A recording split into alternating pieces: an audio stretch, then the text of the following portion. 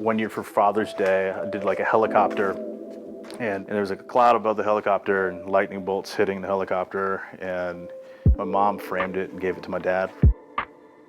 That was this moment where I realized that creating art was something I could do, and it was valuable, not just to me, but other people.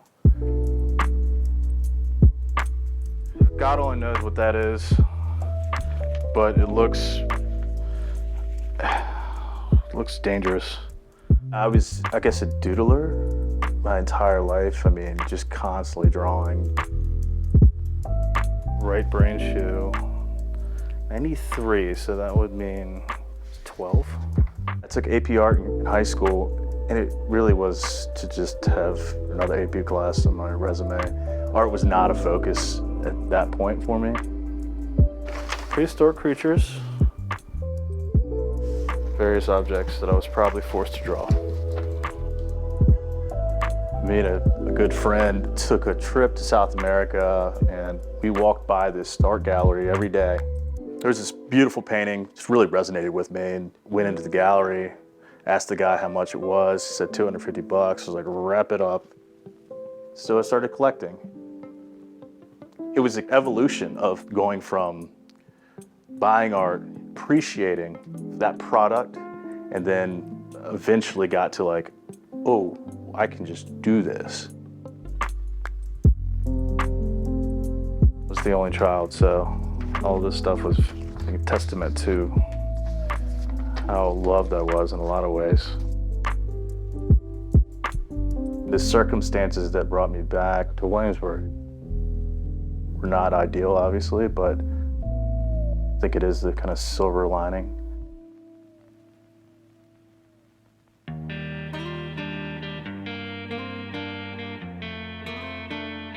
Before my mother passed, she'd been battling dementia for about 10 years. My dad was her primary caretaker. In 2021, she fell down some stairs and got a call from the hospital. It was the doctor who was caring for my dad. So I called back, and she told me that my dad had a heart attack in the waiting room and died. The crazy thing is, his dad, at the same age, had a heart attack going to see his wife. And so this thing had repeated itself. My mom's care was then the priority. So we moved back. Grief and loss is a difficult thing to manage when you're talking about your parents, but I think in some ways it's helped being here. We have so many pictures and heirlooms that came with the house. I knew my parents well, but it's like putting a puzzle together. Pretty interesting getting to know them after their death. I gotta find the piece she did, but it's a picture of her painting this piece that I really like. And I found it the other day. It's like, oh, that is a source photo. My mom would always take art seminars and classes in the neighborhood. I can definitely see the influence she had in the work I do now. There it is. She was very shy about her work. Never really showed it, never had any shows, but it was soulful. This is a piece I found. I'm looking at it now and seeing things that I hadn't seen before. This is my favorite one of hers. This cow looks just amazing. It's beautiful.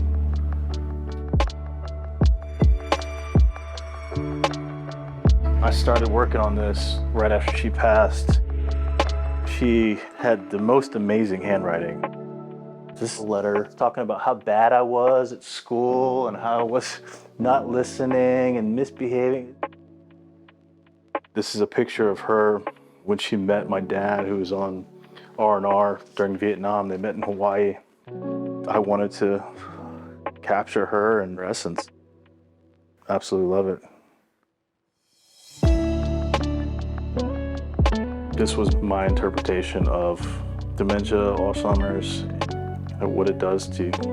But as horrible as it is and was, it doesn't define her. I wanted to make sure that she knew that. And she was remembered for the beautiful person she was.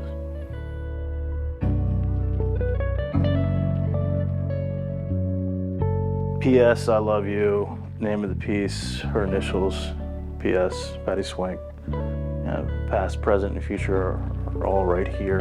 I love you most in the world, and Daddy too. And that's something that every night going to bed, she would say to me. I love you most in the world, and Daddy too.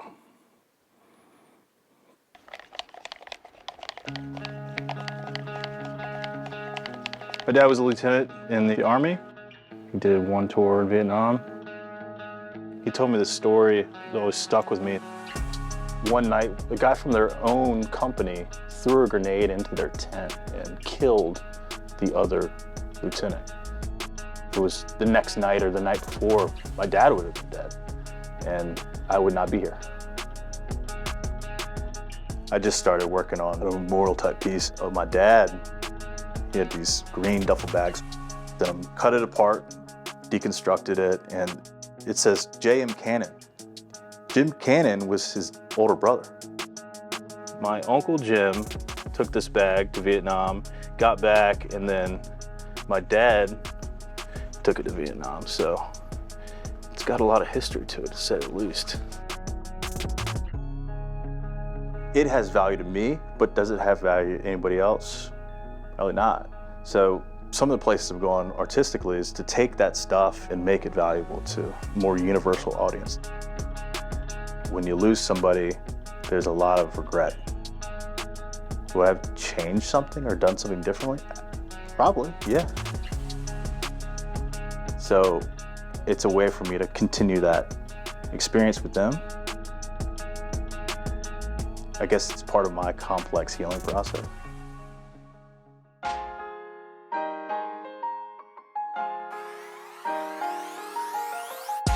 Living in the house that I grew up in, where my parents lived, was like the ultimate way to pay homage to them in their life. And I think they probably wouldn't want it any other way. I could never see myself selling the house. It's a part of me. It's part of my family, and it's part of my parents' legacy. So it's important that I cherish it and make it fulfill its potential.